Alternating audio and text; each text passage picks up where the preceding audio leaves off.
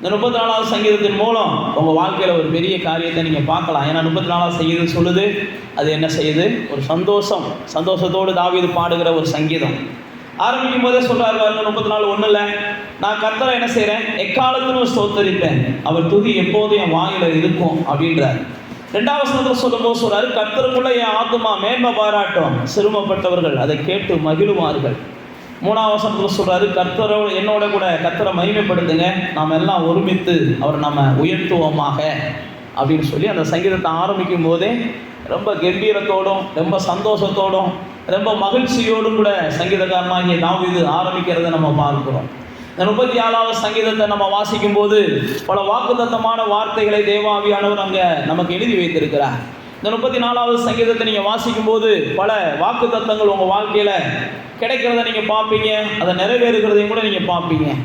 நாம் இந்த நாளிலும் கூட அந்த 34வது சங்கீதத்தில் 8வது வசனத்தை தான் நம்ம தியானிக்க போகிறோம். 34வது சங்கீதம் 8வது வசனத்தை நம்ம தியானிக்க போகிறோம். பல வாக்குத்தத்தங்கள் நிறைந்த சங்கீதம். இதில் 8வது வசனம் சொல்லியிருக்கு பாருங்க, கர்த்தர் நல்லவர் என்பதை என்ன செய்யுங்க? ருசித்து பாருங்க, அவர் மேல் நம்பிக்கையாக இருக்கிற மனுஷன் பாக்கியவான் அப்படின்னு போட்டிருக்குது. அப்போ தேவ பிள்ளைகளாகிய நீங்களும் நானும் ஒரு நிச்சயத்தில் நம்ம இந்த நாட்களில் அறிந்து கொள்ளணும். இந்த பூமியில் கர்த்தர் தான் என்ன செய்யணும்? நல்லவர்ன்ற ஒரு அறிவு நமக்கு வேணும். இந்த பூமியிலே வேற யாரையும் நம்ம நல்லவர்கள் அப்படின்னு நம்ம சொல்லலாம், ஆனால் அவர்கள் நல்லவர்களா என்பதை கொஞ்ச நாளில் நாம என்ன செஞ்சிருவோம்? மாற்றி சொல்லிடுவோம். யாராக இருந்தாலும், யாரை வேணாலும் நீங்கள் எடுத்துக்கோங்க, எந்த ஆளையும் நீங்கள் நல்லவர்கள் ஈஸியாக சொல்லிடுவீங்க. ஆனால் சொன்ன நீங்களே கொஞ்ச நாளில் என்ன செஞ்சிருவீங்கன்னா, அவங்க நல்லவங்களாம் இல்லை பாஸ்டர், நான் நம்பி மோசம் பண்ணிட்டேன் அல்லது நம்பி ஏமாந்துட்டேன்னு நீங்களே சொல்லுவீங்க. இதுதான் உலகத்தில் இருக்கிற பிரதானமான சம்பவம். எல்லார் வாழ்க்கையிலும் அது நடக்கும். அதனால் வேத புஸ்தகத்தில் பார்த்தீங்கன்னா இயேசுவை குறித்து வேதத்தில் தெளிவாக போட்டுருக்கு. நீங்கள் நல்லவர்னு அவரை எந்த அளவுக்கு ருசி பார்க்க ஆரம்பிக்கிறீங்களோ அந்த அளவுக்கு அவர் என்ன செய்வாராம்? உங்களுக்கு ரொம்ப நல்லவராகவே இருப்பார். பைபிள் அப்படி தான் போட்டிருக்கு, அவர் நல்லவராகவே இருப்பார். அவர் ஒருபோதும் மாறுகிற தேவன் அல்ல. நீங்களும் நானும் இந்த பூமியில் வாழ்ந்து கொண்டு இருக்கிறோம். நானும் நீங்களும் இந்த பூமியில் வாழ்ந்து கொண்டு இருக்கிற இந்த நாட்களில் நீங்கள் ஒரே ஒரு நாள் வீட்டை விட்டு கணவன் மனைவியும் அல்லது வீட்டை விட்டு தாயும் தகப்பனும் அல்லது வீட்டை விட்டு பிள்ளைகளும் பெற்றோரும் யாராக இருந்தாலும் ஒரு நாள் வீட்டுக்குள்ளே நீங்கள் இருந்து பாருங்க. ஒரு நாளை முடிச்சுட்டு வெளியில் வரும்போது பல வகையான கசப்போடு வருவீங்க, பல வகையான வருத்தத்தோடு வருவீங்க, ஏதாவது ஒரு குற்றச்சாட்டோடு வருவீங்க. இது யதார்த்தம். ஒரு மணி நேரம் நம்ம வீட்டில் என்ன செய்ய முடியாது? நம்ம வீட்டில் இல்லை, பொதுவாக எந்த மனுஷனோடையும் ஒரு மணி நேரம் நம்மளால் அதிகமாகலாம் செலவழிக்க முடியாது. ஒரு மணி நேரம் கழித்து பார்த்தோம்னா ஏதோ ஒரு வகையில் அவங்க நம்மளை காயப்படுத்தியிருப்பாங்க, இல்லை நம்ம ஏதாவது ஒன்று அவங்கள காயப்படுத்தியிருப்போம், இல்லை அவங்க ஏதாவது நம்மளை பற்றி அங்கிட்டு போய் சொல்லுவாங்க, இல்லை நம்ம போய் என்ன செய்வோம்? இங்கிட்டு போய் இவங்களை பற்றி சொல்லுவோம். இதுதான் யதார்த்தம். ஆனால் வேத புஸ்தகத்தில் பார்த்தீங்கன்னா ஆண்டவர் ஒருவர் தான் இரவும் பகலும் நம்மளை விட்டு விலகாமல் இருக்கிறார். இரவும் பகலும் நம்மளை விட்டு விலகாமல் இருக்கிறார். பைபிளில் போட்டிருக்கு, உலகத்தின் முடிவு பரியந்தமும் நம்மளை விட்டு விலகாமல் இருக்கிறார். அது மாத்திரமல்ல, தாயின் கற்பத்தில் நம்ம உருவான நாள் முதற்கொண்டு தலை நரைக்கிற நாட்கள், இந்த பூமியில் மூடுற நாட்கள் வரைக்கும் அவர் நம்மோடு கூட இருக்கிறார். அவர் ஒருவர் தான் நம்ம மேலே கசந்தே கொள்ளாதவர், நம்ம மேலே எப்பயுமே கசந்து கொள்ளாதவர். நான் தான் சொன்னேன் பாருங்க, ஒரு நாள் நம்ம கூட இருந்துட்டோம்னாலே, ஒரு மனுஷனோட இருந்துட்டோம்னாலே அவன் மேலே நமக்கு ஒரு கசப்பு வந்துடும். பொதுவாக சொல்லும் பாருங்க, பழக பழக பாலும் புளிக்கும் அப்படின்னு சொல்லுவாங்க. ஆனால் தேவன் பாருங்க நம்மளோட கூட நித்தியமாக இருக்கிறார். ஏன் நான் உங்களுக்கு சொல்கிறேன்னா, அவர் நல்லவராக இருக்கிறதுனால தான். அவர் எவ்வளவுதான் நம்ம கூட இருந்தாலும் அவர் ஒருபோதும் நம்மளை காயப்படுத்துகிறவர் அல்ல, ஒருபோதும் நம்மளை அவர் குற்றப்படுத்துகிறவர் அல்ல, ஒருபோதும் நம்மளை மட்டுப்படுத்துகிறவர் அல்ல. நல்லா புரிந்து கொள்ளணும், நம்முடைய தேவன் ஒருவர் தான். நம்ம எந்த நிலைமையில இருந்தாலும் அப்படியே நம்மளை ஏற்றுக்கொண்டு அப்படியே நம்மளை நடத்துவதற்கு அவர் என்ன செய்கிறார்? வல்லவராக இருக்கிறார். நம்முடைய நிலைமையால் நம்முடைய சுபாவத்தை நம்முடைய எல்லாவற்றையும் பைபிளில் போட்டிருக்கு, அவருக்கு மறைவானது நம்மகிட்ட ஒன்றுமே கிடையாது. நம்ம என்ன நினைக்கிறோம்ன்றதை அவர் அறிந்திருக்கிறார், நம்ம என்ன பேசுகிறோம் என்பதை அவர் அறிந்திருக்கிறார். உள்ளத்தில் ஒன்று வச்சுக்கிட்டு வெளியில் ஒன்று பேசுகிறதையும் அவர் அறிவார், நாம் அறிந்திருக்க மாட்டோம். ஆனால் வேத புஸ்தகத்தில் நம்ம வாசிக்கிறோம் பாருங்க, அவர் ஒருவர் தான் நல்லவராக இருக்கிறார். ஏன் நல்லவராக இருக்கிறார்? நான் தான் சொல்கிறேன் பாருங்க, மற்றவங்கெல்லாம் ஒரு நாள் 2 நாள் பழகுறதுக்குள்ள அவங்க நல்லவங்க இல்லைன்னு நம்ம சொல்லிடுவோம், இல்லைன்னா இவங்க நல்லவங்க இல்லைன்னு அவங்க சொல்லிடுவாங்க. ஆனால் நம்ம கூட எவ்வளையோ ஆண்டுகளாக அவர் நம்மளோடு கூட பழகினாலும், நம்மளை விட்டு விலகாமல் இருந்தாலும், அவர் எப்பயுமே என்ன செய்கிறாருன்னா, சாகிறது வரைக்கும் நீங்களும் நானும் அவர் என்ன செய்கிறோம், நல்லவர் நல்லவர்னே சொல்லிக்கிட்டு இருக்கிறோம். வேற யாரையும் நம்ம சாகிறது வரைக்கும் நம்ம வாயில நல்லவர்ன்ற வார்த்தையை வேற யாருக்கும் நம்ம சொல்ல முடியாது. நீங்க வேணா முயற்சி பண்ணி பாருங்க. நான் நல்லவர்ன்ற வார்த்தையை சாகிறது வரைக்கும் யாருக்காவது ஒரு ஆளுக்கு நான் கிரெடிட் கொடுக்க முடியுமா அப்படின்னு பார்த்தீங்கன்னா யாருக்கும் நீங்க என்ன செய்ய முடியாது, கொடுக்க முடியாது.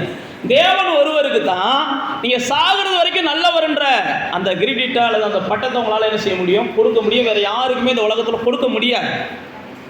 எந்த மனுஷனும் இன்னொரு மனுஷனுக்கு என்ன செய்ய முடியாது, நல்லவனாக கால வரைக்கும் இருக்கவே முடியாது.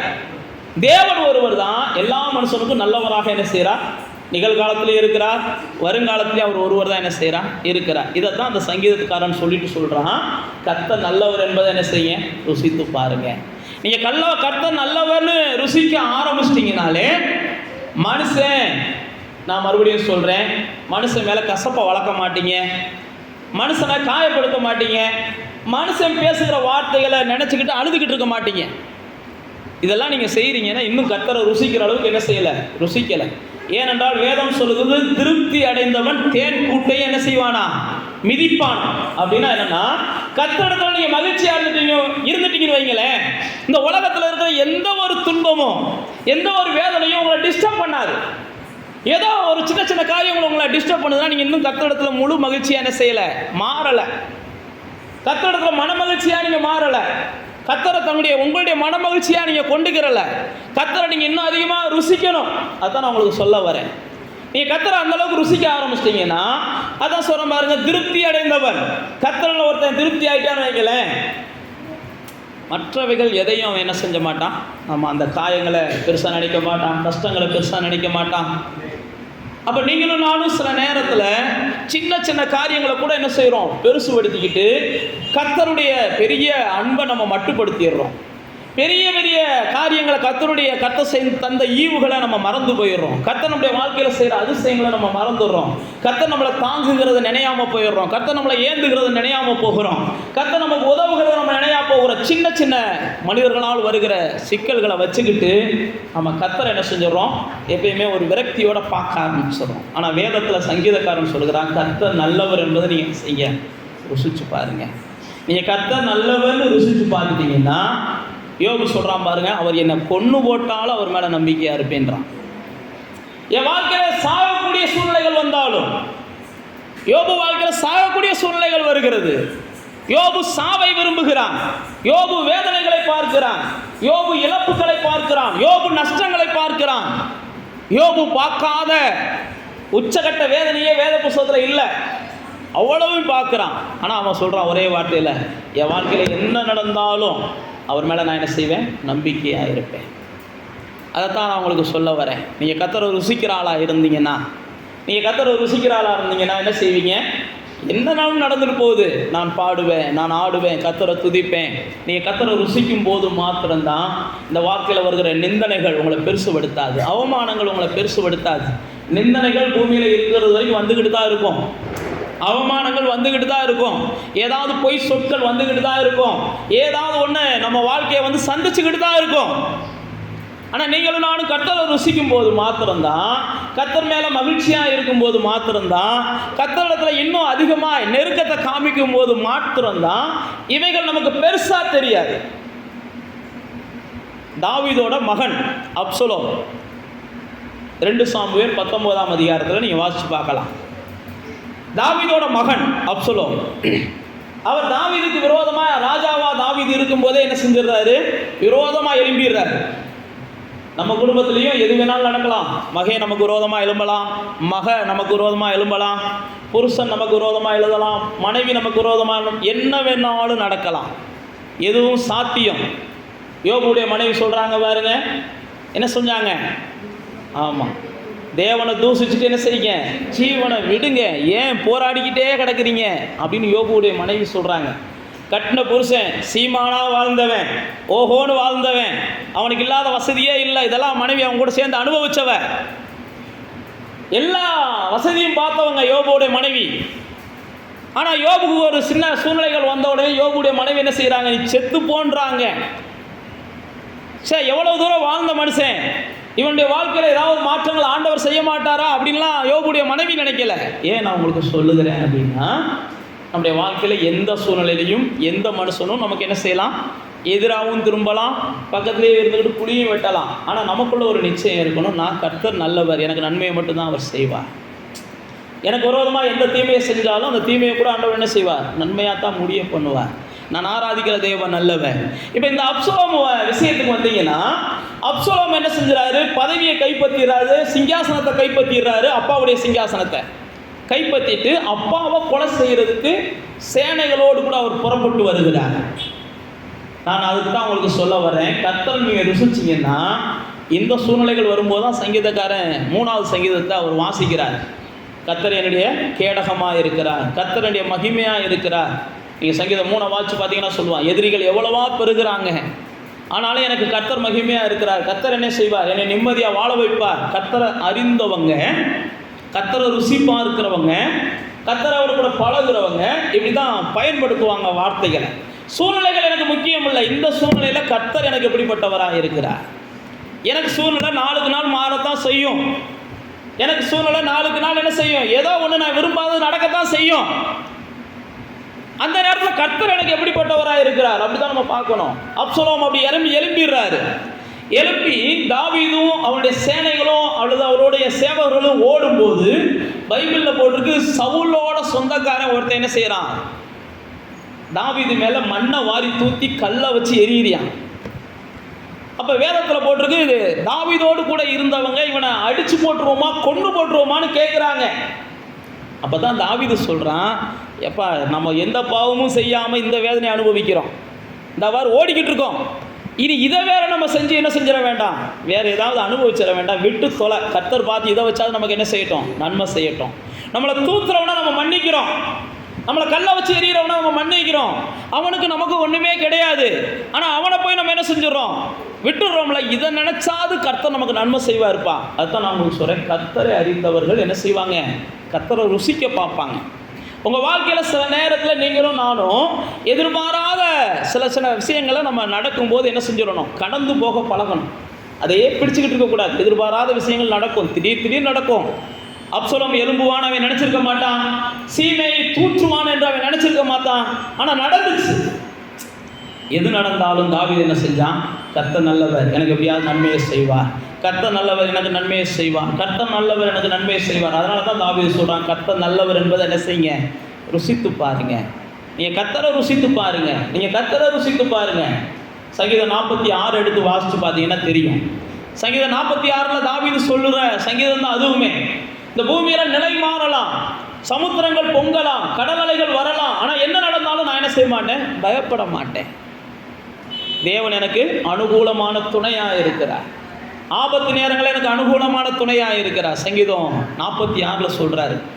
அப்போ தேவனுடைய பிள்ளைகளே, கர்த்தர் நல்லவர் என்பதை நம்ம ருசிக்கும் போது மாத்திரம்தான், பூமி நிலை மாறும் போதும் எனக்கு நன்மை செய்வார், அல்லது சமுத்திரத்தில் மாற்றங்கள் நடக்கும் போதும், குடும்பத்தில் மாற்றம் நடக்கும் போதும், சரீரத்தில் மாற்றங்கள் நடக்கும் போதும், வாழ்க்கையில் எந்த மாற்றங்கள் நடக்கும் போதும் நமக்குள்ள ஒரு நிச்சயம் இருக்கும், கர்த்தர் எனக்கு நன்மையாய் முடிய பண்ணுவார். ஏன்னா என் கர்த்தர் நல்லவர், நான் ஆராதிக்கிற தேவன் நல்லவர், என்னை நன்மையாக முடிய பண்ணுவார், என்னை நன்மையாக முடிய பண்ணுவார். இங்கே பாருங்க, அந்த 34வது சங்கீதத்துக்கு வாங்க. அந்த 4வது வசனத்தில் சொல்றாரு பாருங்க, நான் கர்த்தரை தேடினேன், அவர் எனக்கு செவி கொடுத்து என்னுடைய எல்லா பயத்துக்கும் என்னை நீங்களாக்கி விட்டார். ஏன் அவர் சொல்றாரு கர்த்தர் நல்லவர் என்பதை ருசித்து பாருங்கன்னு சொல்றாருன்னா, எனக்கு பயம் வந்துச்சு. அப்போ பயம் வரும்போது நான் கர்த்தரை என்ன செஞ்சேன், தேடினேன். அப்போ நான் கர்த்தரை தேடின போது அவர் என்ன செஞ்சிட்டாருன்னா, எல்லா பயத்துக்கும் என்ன நீங்களாக்கிட்டார். அப்போ கர்த்தரை நீங்களும் நானும் ருசிக்கிறோம் அப்படின்னா, அப்போ நம்ம என்ன செய்வோம்னா, அந்த மாதிரி பயம்லாம் வரும்போது கர்த்தாவே அப்படின்னு நம்ம போகும்போது அந்த கர்த்தரை என்ன செய்கிறாருன்னா, அந்த பயத்துக்கெல்லாம் நீங்களாக்கி இன்னும் அவரை நீங்கள் நல்லவர்னு ருசிக்க வைக்கிறார். நீங்கள் இன்னும் நல்லவர்னு ருசிக்கணும். அதனால தான் சில நேரத்தில் சில சூழ்நிலைகள் வரும்போது கர்த்தர் என்ன செய்கிறார், இந்த பிள்ளை நம்மளை நல்லவர்னு சொல்லுதான்னு பார்ப்போம், ஆண்டவரே நீ நல்லவரப்பான்னு சொல்லுதான்னு பார்ப்போம், அல்லது இன்னும் நல்லவர் என்பதை, அல்லது ரொம்ப ரொம்ப நல்லவர் என்பதை. இங்கே பாருங்க, தாவீது சொல்கிறான், என்ன சூழ்நிலைகள் எனக்கு மாறும்போது நான் கர்த்தரை தேடுறேன். எனக்கு பயம் வரும்போது நான் கர்த்தரை தேடுகிறேன். எனக்கு சூழ்நிலைகள் மாறும்போது நான் கர்த்தரை தேடுகிறேன். நீங்கள் வேதத்தில் வாசிச்சு பார்த்தீங்கன்னா தாவீது பயந்து கொண்டே வாழ்ந்த மனிதன். சிங்காசனத்தில் போய் உட்கார்றது வரைக்கும் பயந்துக்கிட்டே தான் இருந்தான். தாவீது பல இடங்கள்ல சொல்றான், மரணத்துக்கும் எனக்கும் ஒரு அடி தூரம் தான் இருந்துச்சு, மரணத்தை எப்போ பார்ப்பேன்னு எனக்கு தெரியாது. தாவீதுடைய வாழ்க்கையில் வாசிச்சு பார்த்தீங்கன்னா தெரியும். ஓடுகிறான், ஓடிக்கொண்டே இருக்கிறான், ஒளிகிறான், ஒளிஞ்சுக்கிட்டே தான் இருக்கிறான். எங்கே போய் ஒளிகிறதுன்னு தெரியல தாவீதுக்கு, எங்கே போய் ஓடுறதுன்னு தெரியல தாவீதுக்கு. அதனால தான் தாவீது சொல்கிறான், நான் அப்படிப்பட்ட சூழ்நிலைகள் வரும்போதெல்லாம் கர்த்தரை தேடினேன், அவர் என்ன செஞ்சா, என்னை எல்லா பயத்துக்கும் நீங்களாக்கினான். அதனால தான் சொல்கிறான், கர்த்தர் நல்லவர்ப்பா நீங்களும் ருசிங்கன்றான். கர்த்தர் நல்லவர்ப்பா நீங்களும் ருசிங்க. அதாவது தாவீதுடைய வாழ்க்கையில் பார்க்குறோம், தொடர் போராட்டங்களை அவன் சந்தித்த போதெல்லாம் அவன் கர்த்தரை தேடினான். கர்த்தர் அவனுக்கு நல்லவராகவே இருந்தார். ஒருவேளை அவனுக்கு மற்றவங்க நல்லவங்களா இல்லாமல் இருந்திருக்கலாம், மற்றவங்க நமக்கு நல்லவங்களா இல்லாமல் இருந்திருக்கலாம், அல்லது நல்லவர்களாக இருந்தவங்க சீக்கிரம் செத்து போயிருக்கலாம். தாவீது வாழ்க்கையில் அவனுக்கு ரொம்ப நல்லவனாக இருந்தது யார்? யோனத்தான். தாவீதுக்கு நல்லது செய்யணும்னு நினச்ச ஒரே மனுஷன் யோனத்தான். அவனும் செத்து போயிடுறான். பைபிள் அப்படி தான் போட்டிருக்கு. அதுக்கப்புறம் அவன் குடும்பத்துக்கு தாவீது என்ன செஞ்சான்? நல்லது செஞ்சான். அப்போ சில நேரத்தில் நமக்கு நல்லது செய்யணும்னு நினைக்கிறவங்க நம்மளை கைவிட்டுட்டு போயிடுவாங்க. ஏன் அப்படின்னா, நமக்கு நல்லது கர்த்தர் தான் செய்யணும், அந்த எண்ணம் நமக்குள்ளே இருக்கணும். இவங்க நல்லது செய்ய மாட்டாங்களா, அவங்க நல்லது செய்ய மாட்டாங்களும் நம்ம மனுஷனை தேட ஆரம்பிச்சிட்டோம்னா அவங்களுக்கு ஆபத்து. நமக்கு நல்லது யார் தான் செய்யணும்? கர்த்தர் தான் செய்யணும். நமக்கு நன்மையை கர்த்தர் தான் செய்யணும். தாவீது யோனத்தான் மூலமாக சில நன்மை நடக்கும் நம்பினான். தாவீது யோனத்தான் மூலமாக தன் உயிர் காப்பாற்றப்படும்னு நம்பினான். தாவீது யோனத்தான் மூலமாக தனக்கு ஏதோ ஒரு வகையில் உயர்வு கிடைக்கும் நம்பினான். நீங்கள் வாட்சி பார்த்தீங்கன்னா தெரியும். ஆனால் தேவன் என்ன செஞ்சார்? அப்படிலாம் இல்லை. எந்த மனுஷன் மேலேயும் நம்பிக்கை வைக்காதீங்க. பைபிள் அப்படி தான் போட்டிருக்கு. கர்த்தர் தான் நல்லவர், கர்த்தர் தான் நல்லவர், கர்த்தர் நல்லவர் என்பதை நீங்கள் என்ன செய்யணும்? ருசிக்கணும். அப்போ உங்களுடைய வாழ்க்கையில் நெருக்கங்கள் வரும்போது, பயங்கள் வரும்போது, உங்களுடைய வாழ்க்கையில் எதிர்பாராத விளைவுகள், அது எதிர்மறையான விளைவுகள் வரும்போது நீங்கள் என்ன செய்யணும்? கர்த்தாவே நீங்கள் நோக்கி பாருங்கள். நீங்கள் அவரை ருசிப்பதற்கு அவர் என்ன செய்வார்? சில அதிசயங்களை செய்வார். நீங்கள் அவரை ருசிக்கணும். ஒவ்வொரு நாளும் புதுசு புதுசாக அவரை ருசிக்கணும். அவரை நீங்கள் ஒவ்வொரு நாளும் என்ன செய்யணும்? புதுசு புதுசாக பார்க்கணும். அவருடைய வல்லமைகளை நீங்கள் புதுசு புதுசாக அனுபவிக்கணும். சில நேரத்தில் அப்படி வரும்போது நீங்கள் நோக்கி பாருங்கள். அதுதான் 4வது வசனத்தில் அவர் சொல்கிறார். 5வது வசனத்தில் சொல்கிறார் பாருங்க, அவர்கள் அவரை நோக்கி பார்த்து பிரகாசம் அடைந்தார்கள், அவர்கள் முகங்கள் வெட்கப்பட்டு போகவில்லை அப்படின்னு அவர் சொல்லுகிறார். அவரை நோக்கி பார்க்குறவங்கெல்லாம் என்ன செய்கிறாங்களாம்? பிரகாசமாகிறாங்க. அவன் தன்னுடைய முற்பிதாக்களை பற்றி சொல்கிறான். என்னுடைய முற்பிதாக்கள் தேவனை நோக்கி பார்த்தாங்க. முற்பிதாக்கள் எதற்காக நோக்கி பார்த்தாங்கன்னு பார்த்தீங்கன்னா, ஆகாரத்துக்காக தான் நோக்கி பார்த்தாங்க. ஆண்டவரை அநேக நேரத்தில் நம்ம எதுக்கு தான் நோக்கி பார்க்குறோம்? ஆகாரத்துக்காக தான் நோக்கி பார்க்குறோம். ஆனால் ஆகாரத்துக்காக நோக்கி பார்த்தாலும் ஆண்டவர் அசட்டை பண்ணலை. முற்பிதாக்கள் ஆகாரத்துக்காக நோக்கி பார்த்தாங்க. அப்போ ஆண்டவர் என்ன செஞ்சார்? ஆகாரம் இல்லைப்பா, அந்த உலகத்தில் எந்த மனுஷனும் சாப்பிடாத ஒரு ஆகாரம், அவன் ராஜாவாக இருந்தாலும் சாப்பிடாத ஆகாரம், வானத்திலிருந்து தூதர்கள் சாப்பிடுகிற ஆகாரத்தை என்ன செய்கிறேன்? ஏன் ஜனத்துக்கு நான் கொடுக்குறேன்னு கொடுத்தார். இவங்க அற்பமான காரியத்துக்கு தான் அவரை நோக்கி பார்த்தாங்க. அற்பமான காரியத்துக்கு தான் ஆண்டவரே அப்படின்னு நோக்கி பார்த்தாங்க. ஆண்டவர் என்ன செஞ்சார்? அவங்களே நினைக்கல, அதிசயமான காரியத்தை வானத்திலிருந்து செஞ்சார். ஒவ்வொரு நாளும் மன்னாவை கொடுத்தார், ஒவ்வொரு நாளும் தூதர்களுடைய அப்பத்தை கொடுத்தார். அப்போ சில நேரத்தில் தேவ பிள்ளைகளே, நீங்களும் நானும் தேவனை ருசிக்கிறதுக்காக சின்ன சின்ன காரியங்களை எதிர்பார்ப்போம். இதை செஞ்சார்னா நல்லா இருக்கும், அதை செஞ்சார்னா நல்லா இருக்கும். கர்த்தர் பார்த்தீங்கன்னா பிரமிக்கத்தக்க காரியங்களை செய்கிறார். நீங்கள் சின்ன சின்ன காரியங்களை எதிர்பார்க்குறீங்க. அவருடைய முன்னோர்கள் அப்படி தான் எதிர்பார்த்தாங்க. அவரை எதுக்கு தான் நோக்கி பார்த்தாங்க அப்படின்னா, தண்ணி இல்லைன்னு நோக்கி பார்த்தாங்க, சாப்பாடு இல்லை அப்படின்னு நோக்கி பார்த்தாங்க. அது மட்டும் இல்லை, இன்னொரு இடத்துல பார்த்தீங்கன்னா பைபிளில் போட்டு கறி இல்லைன்னு நோக்கி பார்த்தாங்க. கறி இல்லைன்னுலாம் நோக்கி பார்த்தாங்க. உடனே ஆண்டவர் என்ன செஞ்சார்? இந்த ஜனத்துக்கெல்லாம் கறியை நான் என்ன செய்கிறேன், எவ்வளோ கேட்குறாங்களோ சாப்பிட்டுட்டு கொடுக்குறேன்னு கொடுத்தேன்.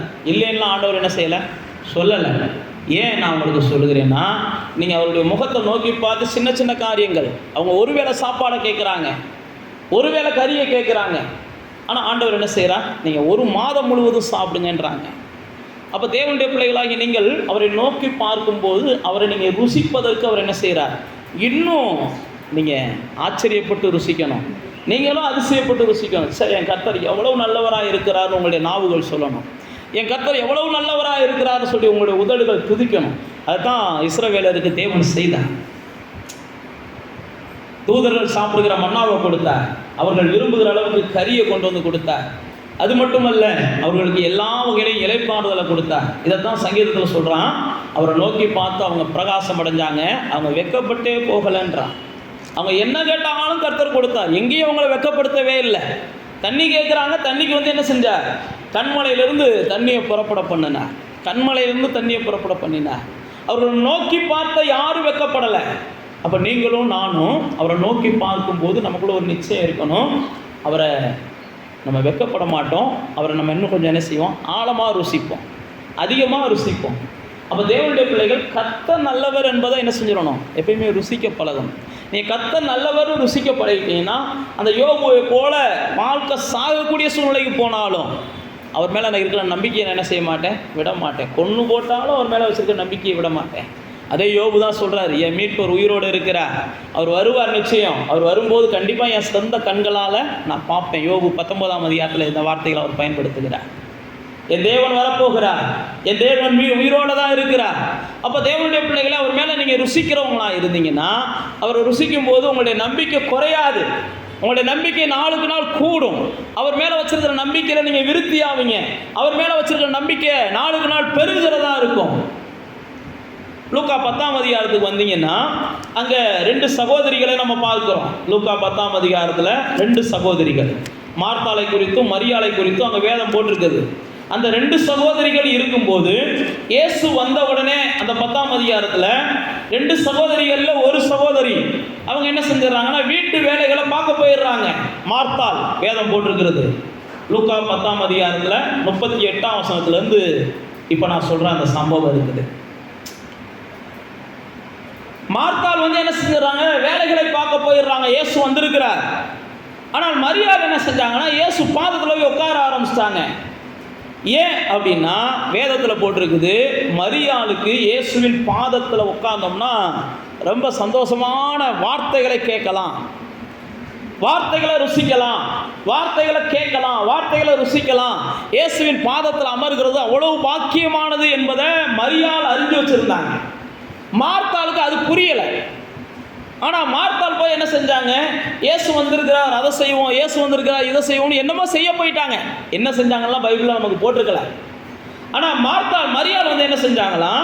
பைபிளில் அங்கே நம்ம பார்க்குறோம் பாருங்க, 39ஆம் வசனம். மரியாள் எனப்பட்ட ஒரு சகோதரி இருந்தால், அவள் இயேசுவின் பாதத்தருகே உட்கார்ந்து அவருடைய வசனத்தை கேட்டுக்கொண்டிருந்தாள். ஆண்டவருடைய வசனத்தை கேட்காதவங்க பற்பல கவலைகளில் நிறைஞ்சிருப்பாங்க. ஆண்டவருடைய வசனத்தை தியானிக்காதவங்க அல்லது ஆண்டவருடைய வசனத்தை ருசிக்காதவங்க ஈஸியாக கவலைகள் அவங்கள வந்து மேற்கொண்டுரும். ஏன்னா ஈஸியாக கவலை வந்து பிடிச்சிக்கிறது பாஸ்டர் அப்படின்னா, நீங்கள் நல்லா தெரிஞ்சுக்கோங்க, நீங்கள் வசனத்தை அதிகமாக என்ன செய்யலை? சிந்திக்கலை. நீங்கள் வசனத்தை அதிகமாக கேட்குறீங்க, ஆனால் சிந்திக்க மாட்டேன்றீங்க. இந்த காதில் வாங்கி இந்த காதில் விடுறது மாதிரி வழியருகே விதைக்கப்பட்ட வசனத்தை வழியருகே விதைக்கப்பட்ட வசனமாக்கிடுறீங்க. அல்லது ஏதோ ஒரு வகையில் என்ன செஞ்சிடுறீங்க? அந்த வசனம் உங்கள் வாழ்க்கையில் பயன் கொடுக்காத அளவுக்கு, பலன் கொடுக்காத அளவுக்கு நீங்களே அந்த வசனத்தை நீங்கள் தான் அதுக்கு காரணம். விதைக்கப்பட்ட நிலம்தான் அதை இழந்துருது. இங்கே வேதத்தில் பார்க்குறோம் பாருங்க, அந்த மார்த்தாள் பற்பல கவலைகள் அவங்கள மூடிக்கிறது. தேவனுடைய வசனத்தை நீங்கள் ருசிச்சிங்கன்னா கவலை உங்களுக்கு இருக்காது. நீங்கள் தேவனுடைய வசனத்தை ருசிக்கலை, தேவனை ருசிக்கலை அப்படின்னா உங்களுக்குள்ள கவலை வந்து மூடிக்கிறோம். அதனால தான் இயேசு சொல்கிறாரு, நீங்கள் ஒன்றுக்கும் கவலைப்படாதீங்க, உணவை குறித்து கவலைப்படாதீங்க, உடையை குறித்து கவலைப்படாதீங்க, எதையும் குறித்து கவலைப்படாதீங்க. காகங்களுக்கு தேவன் போஷிக்கிறார், காட்டு புஷ்பங்களுக்கு தேவன் உடுத்துவிக்கிறார். இதெல்லாம் உங்களுக்கு தேவை என்பதை உங்கள் பரமபிதா என்ன செஞ்சிருக்கிறார்? அறிந்திருக்கிறார். உங்களுக்கு இதெல்லாம் தேவை, இதெல்லாம் உங்களுக்கு கொடுப்பார். அவர் கொடுக்காமலாம் இருக்க மாட்டார். அதான் இயேசு சொல்றார், உங்களிடத்துல கேட்குற பிள்ளைகளுக்கு அப்பத்தை கேட்டால் நீங்கள் கல்லை கொடுப்பீங்களா? நீங்களே நல்ல ஈவுகளை கொடுக்கும்போது பரமபிதா நிச்சயம் நல்ல ஈவுகளை கொடுப்பார். நிச்சயமா நல்லவற்றை உங்கள் வாழ்க்கையில செய்வார். நன்மையானதை அவர் செய்கிறவராக சுற்றி தீர்ந்தார்.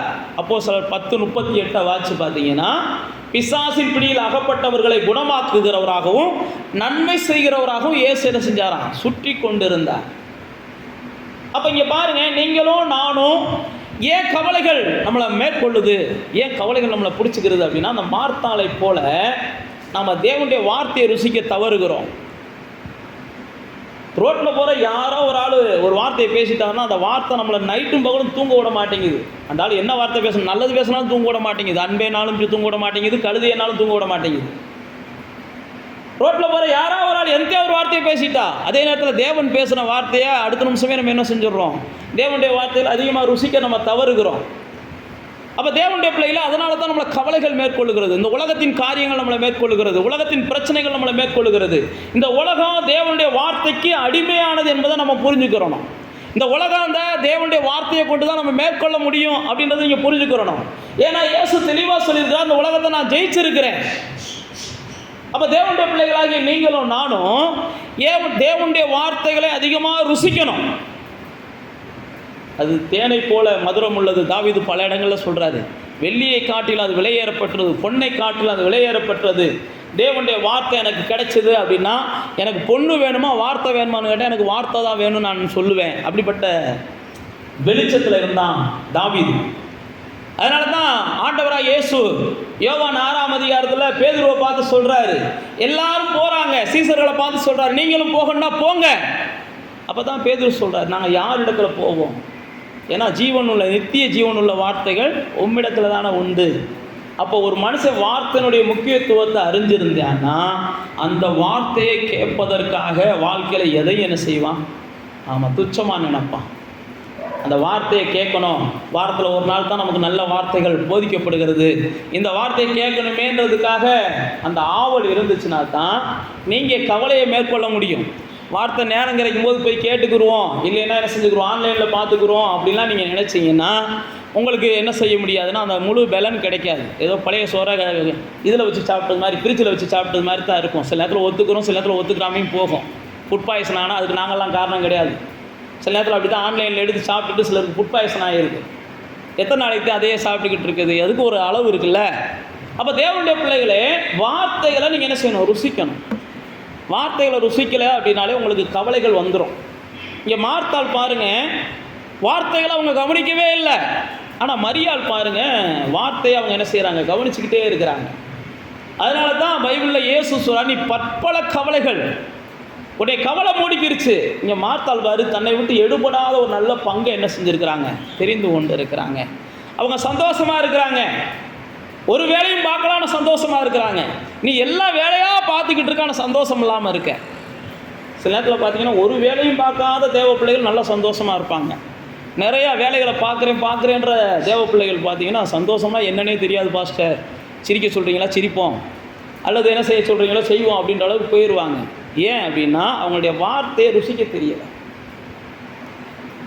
அப்போ நீங்களும் நானும் என்ன செய்யுங்க? அதனால தான் பைபிளில் பல இடங்களில் போட்டிருக்கு, நீங்கள் கேட்குற வார்த்தை என்ன செய்யணும்? உள்ளே வைக்கணும், அதை அசை போடணும், அதை நீங்கள் சிந்திக்கணும். நீங்கள் கேட்குற வார்த்தையாக இருக்கட்டும், படிக்கிற வார்த்தையாக இருக்கட்டும், தியானிக்கிற வார்த்தையாக இருக்கட்டும், வார்த்தை தான் ஒரு மனுஷனை வாழ வைக்கும்ன்றத இயேசு பல இடங்களில் சொல்லியிருக்கிறார். பல இடங்களில் இயேசு சொல்லியிருக்காரு. வேத புத்தகத்தில் பல உதாரணங்கள் இருக்கிறது. என் வார்த்தையை நீ கை கொண்டா, என் வார்த்தையின்படி நீ செஞ்சா, என் வார்த்தைக்கு நீ ஒரு முக்கியத்துவம் கொடுத்தா, இதெல்லாம் வேதத்தில் பல இடங்களில் எழுதப்பட்டிருக்கிறது.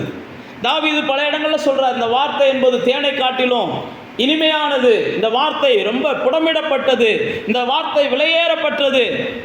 ஏன் நான் உங்களுக்கு சொல்லுகிறேன் அப்படின்னா, நீங்கள் ருசிக்கணும். தேவனை ருசிக்கணும் அப்படின்னாலே தேவனுடைய வார்த்தையை ருசிக்க தெரியும். தேவன் வார்த்தையாக இருக்கிறார் தான் நமக்கு பைபிளில் போட்டிருக்கு. தேவனை ருசிக்கணும்னா அந்த பேப்பரில் இருக்கிற இயேசு படத்தை போட்டுட்டு என்ன செய்யக்கூடாது? ருசிக்கிறதா ருசி அப்படின்லாம் சிலர் நம்புகிறாங்க. நான் நம்பலை, நீங்கள் நம்பினீங்கனாலும் அதுக்கு நான் ஆள் கிடையாது. இயேசு படத்தை கையில் வச்சுக்கிட்டே முத்தம் கொடுத்துக்கிட்டே சிலர் இருப்பாங்க. அது தப்போ ரைட்டோ அந்த விவாதத்துக்குள்ளே நம்ம போகலை. புரியுதா? நான் சொல்ல வர்றது என்னென்னா, தேவனுடைய வார்த்தை, தேவனை ருசிக்கணும்னு நினைக்கிறவங்க தேவனுடைய வார்த்தையை ருசிக்கணும். தேவனுடைய வார்த்தையை ருசிக்கணும். அதனால தான் பேதுரு அழகாக சொல்கிறான், நாங்கள் யார் இடத்துல போவோம்? நித்திய ஜீவனுள்ள வார்த்தைகள் உங்கள்கிட்ட தானே இருக்குது. அதனால தான் யோபு சொல்கிறாரு, நான் கொன்று போட்டாலும் பரவாயில்லப்பா, அவர் மேலே தான் நான் என்ன செய்வேன்? நம்பிக்கையாக இருப்பேன். இவங்களாம் அவரை ருசித்தவர்கள். நீங்கள் யோவான் 9ஆம் அதிகாரத்துக்கு வாங்க. ஒரு பிறவி குருடனை குறித்து போட்டிருக்குது. யோவான் 9ஆம் அதிகாரத்துக்கு வந்தீங்கன்னா ஒரு பிறவி குருடன். அந்த பிறவி குருடனை மற்றவங்க பார்க்குற பார்வை வேறு மாதிரி இருக்குது. ஆனால் இயேசு அந்த குருடனை பார்க்குற பார்வை வேறு மாதிரி இருக்குது. அந்த பிறவி குருடனை மற்றவங்கெல்லாம் பார்த்த உடனே உடனே என்ன செய்கிறாங்க, பிறக்கும் போதே இவன் குருடனாய் பிறந்தது யாருடைய பாவம் அப்படின்னு கேட்குறாங்க. மற்றவங்க மீனிங் வந்து சீசர்களும் சேர்ந்து தான்.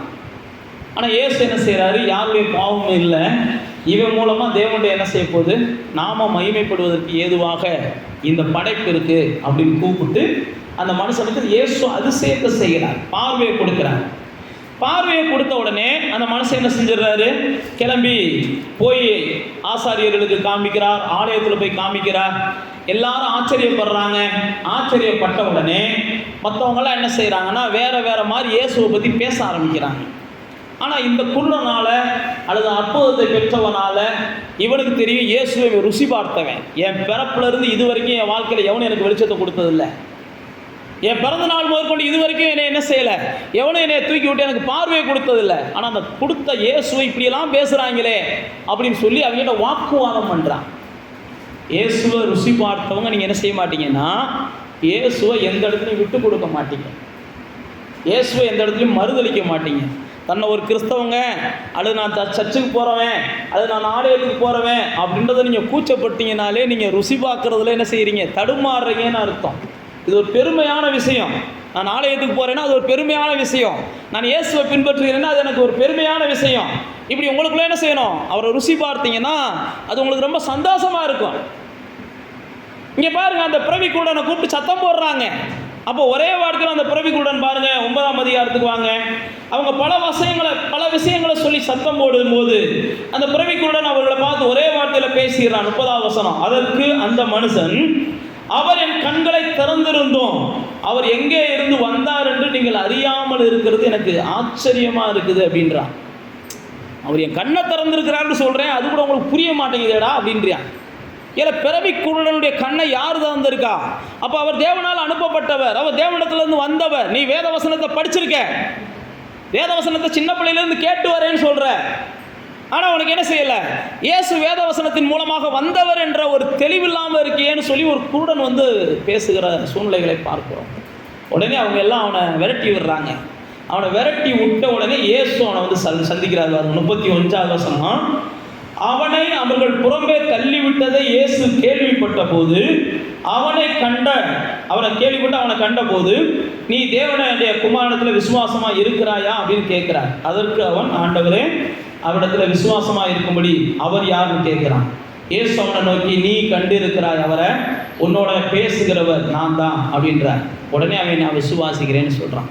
அப்போ பாருங்க, நீங்கள் ஆண்டவருக்காக வைராக்கியமாக நிற்கும் போது சில நேரத்தில் சிலர் உங்களை தள்ளி விடலாம். அதான் நான் உங்களுக்கு சொல்ல வரேன். நான் ஆண்டவருடையவன் அப்படின்னு சொல்லும்போது சில நேரத்தில் சிலர் தள்ளி விடலாம். நான் தேவனுக்காக நிற்கிறவன் அப்படின்னு சொல்லும்போது சில நேரத்தில் உங்கள் உறவுக்காரங்க என்ன செய்யலாம், உங்களை வேறு மாதிரி கூட நினைக்கலாம், நடத்தலாம். ஆனால் இதை இயேசு பார்த்துக்கிட்டே இருக்கிறார். நீங்கள் அதை புரிஞ்சுக்கிறோம். இயேசுவை பார்த்துக்கிட்டே இருக்கிறார். நீங்கள் இது வரைக்கும் அப்படிப்பட்ட சூழ்நிலைகள் ஒருவேளை உங்கள் வாழ்க்கையில் நடக்கலை அல்லது நடந்துச்சு, அந்த நேரங்களில் நீங்கள் தடுமாறுனீங்கன்னா இப்போ நின்றுங்கோங்க. அப்படி நின்று மட்டும் நில்லுங்க. இயேசு நீங்கள் தடுமாறுகிற சூழ்நிலைகளில் உங்களை வந்து ஆதரிக்கிறத நீங்கள் பார்ப்பீங்க. இயேசு உங்கள்கிட்ட வந்து பேசுகிறத பார்ப்பீங்க. இயேசு ஒன்றும் இல்லைப்பா, நான் என்கிட்ட நீ விசுவாசமாக இரு, அவங்க விரட்டிட்டு போகிறாங்க, அவங்க உன்னை கண்டுக்கிறாமல் இருந்தால் கண்டுக்கிறாமல் போகிறாங்க, அவங்க உன்னை கனப்படுத்தாமல் இருந்தால் கனப்படுத்தாமல் போகிறாங்க, அவங்க உனக்கு உதவி செய்யாமல் இருந்தால் உதவி செய்யாமல் போகிறாங்க. இயேசு சொல்வார், நான் உங்களோட இருக்கேன், நீ விசுவாசமாக மட்டும் இரு. பைபிள் அப்படி தான் போட்டிருக்கு. நீங்களும் நானும் அவங்க தள்ளிடுவாங்க இவங்க தள்ளிடுவாங்கன்ட்டு இயேசுவை தள்ளிடக்கூடாது. முதல்ல நல்லா புரிஞ்சுக்கோங்க. சில நேரத்தில் நாம் செய்கிற தவறு அதுதான். உலகத்தில் யார் தள்ளினாலும் நமக்கு அவசியமாக இல்லை.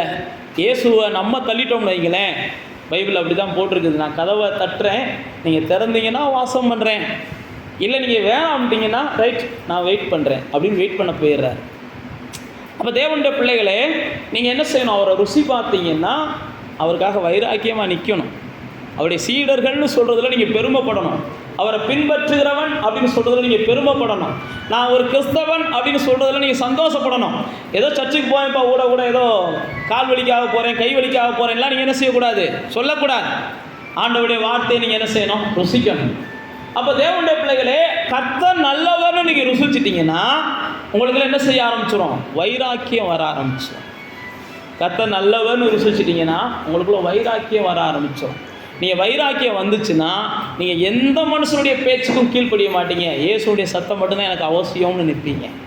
இப்படி தான் அந்த குருடன் நின்னான்.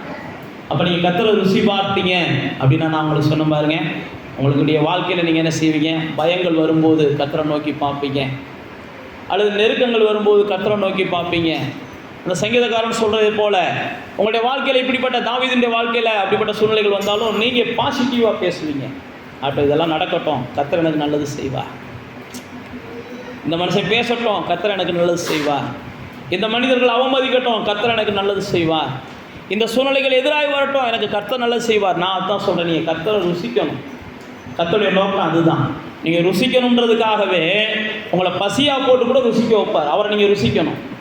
சில பிரச்சனைகள் வரும்போது நீங்கள் அவரை ருசிக்கணும். நீங்கள் காணாதவரை போல் அவர் கடந்து போகும்போது நீங்கள் அவரை ருசிக்கணும். வேதத்தில் அப்படி தான் போட்டிருக்கு. சில இடங்களில் காணாதவரை போல் என்ன செஞ்சாராம்? கடந்து போனார்னே போட்டிருக்குது. அந்த பக்கமாக வந்தார், காணாதவரை போல கடந்து போனார் அப்படின்னு பைபிளில் போட்டிருக்குது. இயேசுடைய சீடர்கள் கடலுக்குள்ளே தத்தளித்து கொண்டிருந்த போது இயேசு அந்த பக்கம் போகிறதை போல போனார்னு போட்டிருக்குது. அவர்கள் வருத்தப்படுகிறத இயேசு பார்த்தார்னு போட்டிருக்குது. ஏன் நான் உங்களுக்கு சொல்லுகிறேன் அப்படின்னா, நீங்கள் அவரை ருசிக்கணும். அதுக்காக எந்த வாசலையும் அடைப்பார், எந்த வாசலையும் திறப்பார். அவருடைய நோக்கம் நீங்கள் அவரை ருசிக்கணும். நீங்கள் ருசிக்காமல் நான் அவரை பின்பற்றணும்னு நினச்சிங்கன்னா அவர் உங்களை விட மாட்டார். ஏதாவது ஒரு எல்லைக்குள்ளே தள்ளி, சிங்க குகைக்குள்ளே கூட தள்ளி, சிங்க குகைக்குள்ளே நீங்கள்லாம் போகக்கூடாதுன்னு நான் ஆசைப்பட்றேன், இல்லை போனாதே நான் என்ன செய்வேன், அவரை ருசிப்பேன்னு நினச்சிங்கன்னா போய்த்து ஆகணும். சிங்க குகைக்குள்ளே கூட தள்ளி பைபிளில் போட்டு சிங்கத்தின் வாயை கட்டி போட்டாராம்.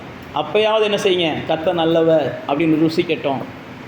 அப்போ தேவனுடைய பிள்ளைகளை நீங்கள் என்ன செய்யணும்? கர்த்தர் நல்லவர் என்பதை ஒவ்வொரு நாளும் நீங்கள் ருசிக்கணும். கர்த்தர் நல்லவர் என்பதை நீங்கள் ருசிக்கும் போது மாத்திரம்தான் நீங்கள் என்ன செய்ய முடியும்? உங்கள் வாழ்க்கையை சந்தோஷமாக அமைச்சுக்கிற முடியும். கர்த்தர் நல்லவர்னு நீங்கள் ருசிச்சா தான் உங்களுடைய வாழ்க்கையில் நீங்கள் என்ன செய்யலாம்? நான் சொன்னதை போல் ஒரு மேலான ஒரு இடத்துக்கு நீங்கள் கடந்து செல்ல முடியும். நீங்கள் கர்த்தரை ருசிக்கணும். கர்த்தரை ருசிக்காமல் இந்த பூமியில் நீங்கள் தேடினால் செவி கொடுக்க மாட்டா.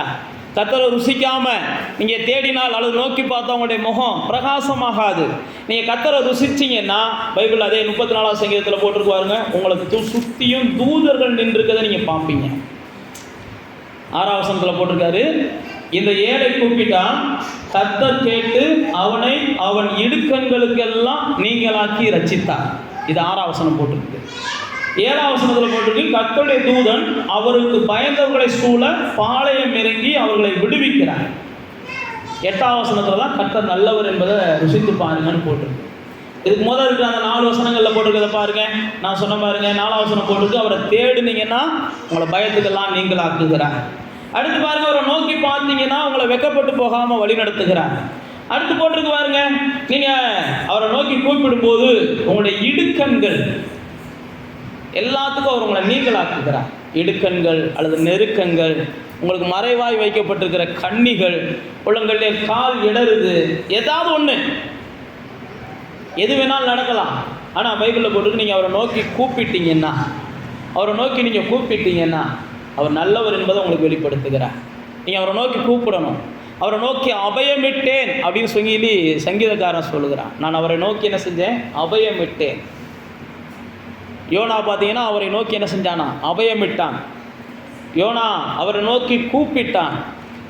சில நேரத்தில் நம்முடைய வாழ்க்கையில் நெருக்கங்கள் வரும்போது, அல்லது இடுக்கண்கள் வரும்போது, அல்லது ஏதோ ஒன்று நம்ம பலத்துக்கு மிஞ்சினது நம்ம வாழ்க்கையில் நடக்கும்போது, எசேக்கியா ராஜா சொல்கிறான் பாருங்க, என்னுடைய பிரசவத்துக்கான வேதனை இருக்குது, ஆனால் என்னால் பிரசவிக்க முடியலை.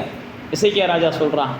ஆசா சொல்கிறான், எனக்கு முன்னாடி நிற்கிற பெரிய திரளான கூட்டம் இருக்குது, இந்த கூட்டத்துக்கு முன்னாடி எதிர்த்து நிற்க என்கிட்ட பலன் இல்லை அப்படின்றான். யோசபாத் சொல்லும்போது அப்படி தான் சொல்லுவான். இதெல்லாம் வேதத்தில் இருக்கிற ராஜாக்கள்.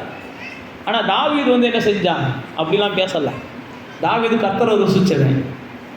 அதனால தான் கோலியாத்தை பார்த்து தாவீது என்ன செஞ்சான்? ஐயோ, ஈஸியாக நான் அவனை கொண்டு ஓடுவேன்றியான். கர்த்தரை ருசிச்சவங்க எதையுமே ஈஸியாக பார்ப்பாங்க. நீங்கள் கர்த்தரை ருசிச்சிங்கன்னா என்ன செய்வீங்க? எதையும் ஈஸியாக பார்ப்பீங்க. கர்த்தரால் இது கூடும், கர்த்தரால் இது மாறும், இது கர்த்தரால் நடக்கும் அப்படின்னு பார்ப்பீங்க. நீங்கள் கர்த்தரை ருசிக்காதனால தான் ஒவ்வொன்றையும் என்ன செய்வீங்க? எதிரியாக பெருசாகவே பார்க்குறீங்க. எதிராக இருக்கிற பிரச்சனைகளை பெருசாகவே பார்க்குறீங்க. எதிராக இருக்கிற சூழ்நிலைகளை பெருசாகவே பார்க்குறீங்க.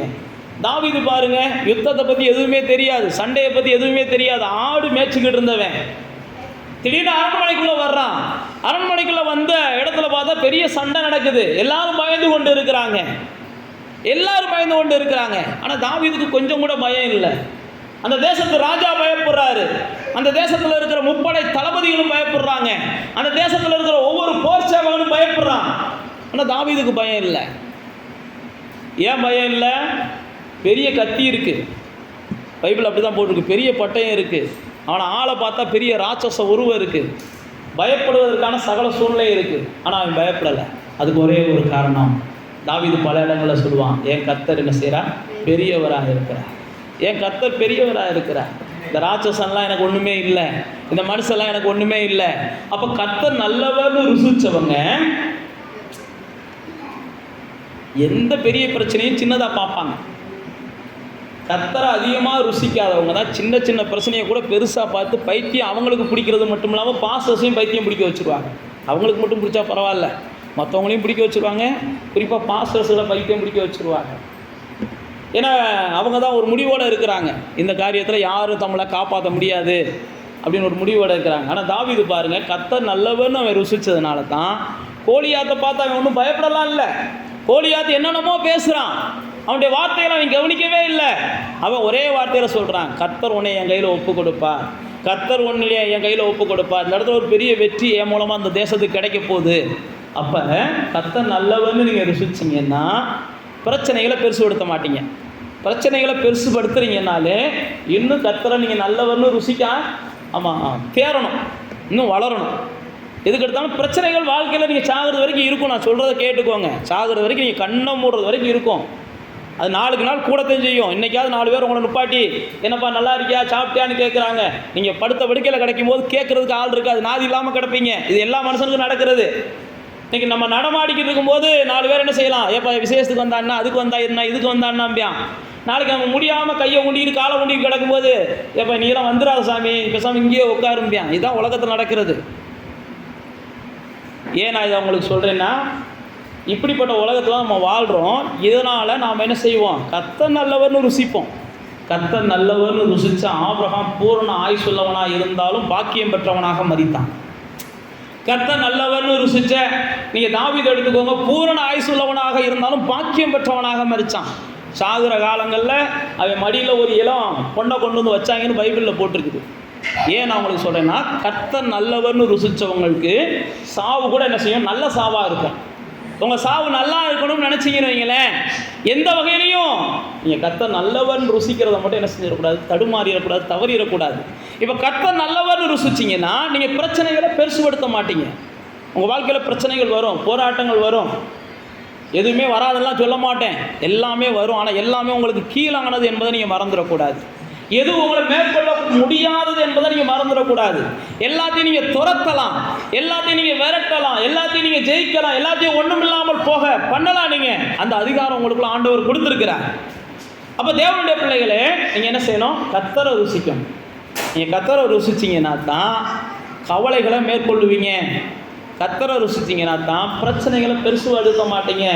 கர்த்தரை ருசிச்சிங்கன்னா தான் மனிதர்களால் வருகிற துன்பங்கள் எல்லாம் உங்களுக்கு என்ன செய்யாது, பெருசாக தெரியாது. நீங்கள் கர்த்தரை ருசிக்க ஆரம்பிங்க. கர்த்தரை ருசிக்கிறேன்னா நான் தான் சொல்கிறேன் பாருங்கள், உங்களை கவலைகளை ஈஸியாக மேற்கொண்டுரும். கவலைகள் மேற்கொள்ள ஆரம்பிக்கும் போது உங்களுடைய உடல் சோர்வடைஞ்சிரும், மனசு சோர்வடைஞ்சிரும். அதுக்கப்புறம் நீங்கள் என்ன செஞ்சிருவீங்க, அவ்வளோதான், உங்கள் வாழ்க்கையில் விரக்தி ஆகி வேறு லெவலில் போயிடுவீங்க. அதனால தான் வேதம் சொல்கிறது, அவரை நோக்கி கூப்பிட்டீங்கன்னா உங்களுடைய இடுக்கண்கள் எல்லாத்துக்கும் நீங்கள் ஆக்குகிறார். தாங்க முடியலை அப்படின்னா நீங்கள் நோக்கி கூப்பிடுங்க, ஆண்டவர் என்னால் தாங்க முடியலைப்பா, என்னால் நிற்க முடியலைப்பா, என்னால் எதிர்கொள்ள முடியலைப்பா. நீங்கள் நோக்கி மட்டும் கூப்பிட்டு பாருங்கள். அப்படிப்பட்ட சூழ்நிலையிலையும் கர்த்தர் உங்களை என்ன செய்கிறார், பலப்படுத்துகிறார். எலியா பார்த்தீங்கன்னா ஏசபேல் மிரட்டின உடனே ஓடி போயிடுறாரு. பைபிளில் போட்டிருக்கு. ஏசபேல் என்கிறவங்க ஒரு மகாராணி. எலியா என்ன செஞ்சிடறாரு, அந்த மகாராணியோடைய தெய்வங்கள் எல்லாம் கொன்று போட்டுறாரு. தெய்வங்கள் பூசாரிகள் எல்லாத்தையும் கொன்று போட்டுறாரு. உடனே அந்த மகாராணிக்கு பெரிய கோபம் வந்துடுது. உடனே எலியாவை பிடிச்சி நான் அடிப்பேன் வெட்டுவேன்ற அளவுக்கு அவங்க யோசிக்கிறாங்க. உடனே எலியாவுக்கு பயம் வந்து ஓடி போயிடுறாரு. பைபிளில் போட்டிருக்கு. எலியா ஒரு பெரிய வைராக்கியமான மனுஷன். எலியா ஒரு வைராக்கியமான மனுஷன், யாருக்கும் பயப்படாத மனுஷன். எலியா அவ்வளவு பெரிய பராக்கிரமசாலி. ஒரு அம்மா மகாராணி மிரட்டினோடனே ஓடி போயிடுறாரு. ஆனால் கர்த்தர் என்ன செஞ்சார், பைபிளில் போட்டிருக்கு, அவரை தட்டி எழுப்பி இன்னும் நிறைய பார்க்க வேண்டியிருக்கு. என்ன அதுக்குள்ளே என்ன செஞ்சுட்டார், ஒளிஞ்சுக்கிட்டேன்னு கேட்குறாரு. இன்னும் நிறையா பார்க்க வேண்டியிருக்கு, நீ நிறையா செய்ய வேண்டியிருக்கு, உன் பயணம் இன்னும் அதிகமாக இருக்குது, நீ பாட்டுக்கு ஓடி ஒளிகிற, நீ எந்திரிப்பா அப்படின்னு சொல்லி தட்டி அவனுக்கு ஆகாரம் கொடுத்தாருன்னு பைபிளில் போட்டிருக்கு. தேவதூதனை கொண்டு தேவன் என்ன செஞ்சாராம்? ஆகாரம் கொடுத்தார். ஏன் நான் உங்களுக்கு சொல்லுகிறேன்னா, நம்முடைய கர்த்தர் அவ்வளவு நல்ல கர்த்தர். சில நேரத்தில் நம்ம சோர்வடைகிறோம் அப்படின்னா கூட தட்டி கொடுத்து நம்மளுக்கு ஆகாரம் கொடுத்து, எலும்பு எலும்பு போதும், இன்னும் நிறையா பார்க்க வேண்டியிருக்கு, இதுக்கே சோர்வாயிட்டா எப்படி, இதுக்கே சளைச்சிட்டேன்னா எப்படி, இதுக்கே களைச்சிட்டேன்னா எப்படி, வா வா வா போவோம் அப்படின்னு சொல்லி கையை பிடிச்சி நடத்தி கொண்டு வந்த எலியாவை சூழ்நிலைகளை பார்க்குறோம்.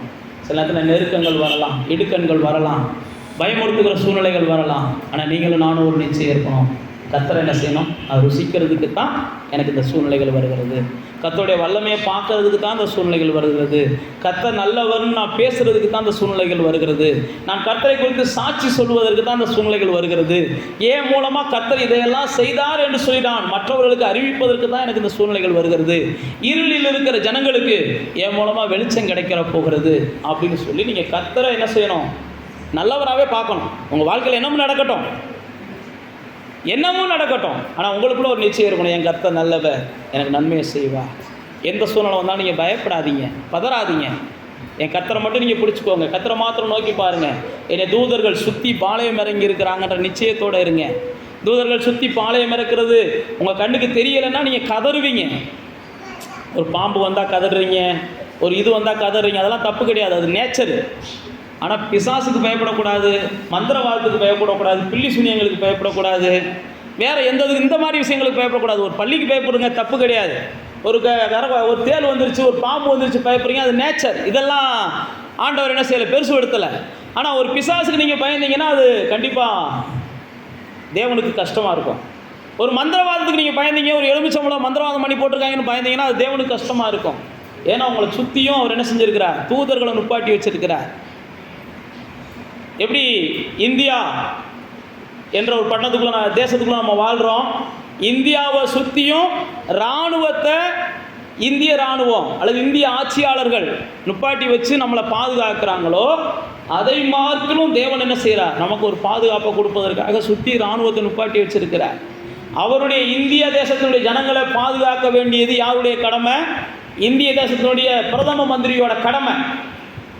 அதே மாதிரி தான் தேவனுடைய பிள்ளைகளை நம்மளை பாதுகாக்க வேண்டியது, நம்மளை சுற்றிலும் பாளையம் இறங்கி இருக்க வேண்டியது தேவனுடைய கடமை. அதனால தான் யோபு புஸ்தகத்தில் போய் சாத்தான் சொல்கிறான் பாருங்க, அவனை சுற்றி நீ என்ன செஞ்சுருக்க? வேலி அடைச்சி வச்சுருக்க, அதனால தான் என்னால் நெருங்க முடியலை அப்படின்றார்.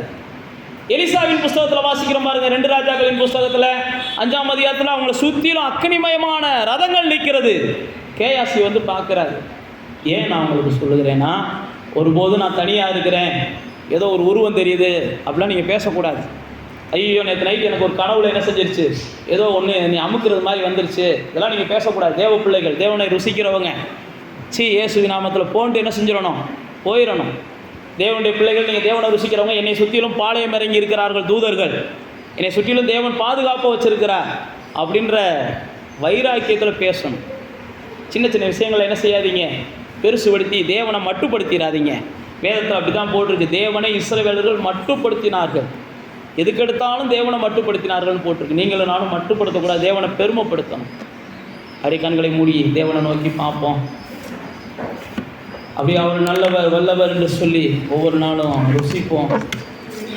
அவர் நல்லவர் நீங்கள் ருசிக்கும் போது மாத்திரம்தான் உங்களுடைய வாழ்க்கையில் நீங்கள் நன்மையானதை பெற்றுக்கொள்ள முடியும். நீங்கள் நல்லவர்னு ருசிச்சிங்கன்னா கவலைகள் உங்களை மேற்கொள்ளாது. நீங்கள் நல்லவர்னு ருசிச்சிங்கன்னா பயங்கள் உங்களை மேற்கொள்ளாது. நீங்கள் நல்லவர்னு அவரை ருசிச்சிங்கன்னா நிச்சயமாக கர்த்தர் என்ன செய்கிறார்? உங்களை சுற்றிலும் பாளையம் இறங்கி இருக்கிறத பார்ப்பீங்க. நீங்கள் அவரை நல்லவர்னு ருசிச்சிங்கன்னா நீங்கள் கூப்பிடுகிற நீங்கள் வெட்கப்பட்டு போக அவர் விட மாட்டார். நீங்கள் அவரை நல்லவர்னு ருசிச்சிங்கன்னா உங்களுடைய இடுக்கண்கள் எல்லாம் மாறும், நெருக்கங்கள் எல்லாம் மாறும். நீங்கள் அவரை நல்லவர்னு சொல்லி நீங்கள் ருசிக்க பழகுங்க. அவர் நல்லவர் என்பதை நீங்கள் ருசிக்க பழகுங்க. நீங்கள் நல்லவர் என்ற அந்த வார்த்தையை ஒருபோதும் உங்கள் வாயிலிருந்து உச்சரிக்காமல் இருக்காதீங்க. ஆண்டவரே நீ நல்லவரப்பா. வேதத்தில் பல இடங்களில் போட்டிருக்கு, கர்த்தர் நல்லவர், அவரை துதியுங்கள், அவர் கிருபை என்றும் உள்ளது. கர்த்தர் நல்லவர், அவரை துதியுங்கள், அவர் கிருபை என்றும் உள்ளது. அப்போ நீங்களும் நானும் கர்த்தர் நல்லவர், அவரை துதிப்பேன், அவருடைய கிருபை என்றும் உள்ளது அப்படின்னு சொல்லி வைராக்கியத்தோடு இருக்கும்போது கர்த்தர் நமக்கு நன்மையானதை செய்கிறார். நன்றி ஆண்டவரே, நன்றி ஆண்டவரே. கர்த்தாவே நீ செய்த நன்மைகளை நித்தமோ நினைக்கிறே. கர்த்தாவே நீ செய்த நன்மைகளை நித்தமோ நினைக்கிறே. முழு உள்ளத்தோடு உம் நாமம், முழு உள்ளத்தோடு உம் நாமம் பாடி புகழுவே. ஆஹா பாடி புகழுவே. என் இயேசு ராஜாவுக்கே